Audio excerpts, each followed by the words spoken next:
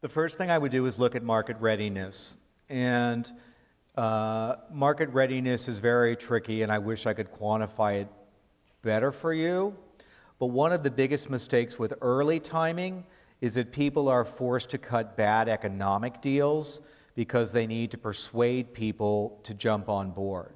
So for example, when the early video services were emerging and the entertainment companies didn't want to blow up their existing distribution channels, they charged a fortune for content to these companies because that was the only way they were going to part with their own existing ecosystem. So even though people knew who were developing content services that it was going to ultimately replace them, they cut really bad deals. So you can know you're right from a technology standpoint, but if you have to cut bad business deals in order to make your idea move into the marketplace, you're probably going to crater.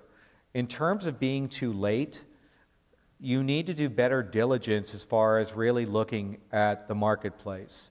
One of the last companies that I consulted with had a photo app. There are about 8 billion photo apps. And once again, they had one of the most impressive Cadillac boards that I had ever met in my entire life. But they were also retired CEOs from major Fortune 500 companies who weren't wired into that demographic and really didn't know that there were 800 other photo apps. They thought the technology they were seeing was the coolest, most innovative thing in the world. They hadn't done their diligence to really look at the market. All they knew was, oh, there's one called Instagram. So when you're too late, it's often because people didn't do their homework and didn't really understand exactly what the ramifications were for the market they were entering, or they were misguided in terms of what they thought their differentiated value proposition is. In terms of the lucky ones, and this is just my experience, it had to do with, number one, not making either one of those types of perpendicular mistakes, but more importantly, something that was emerging did in fact try and model itself off of something that had predated it.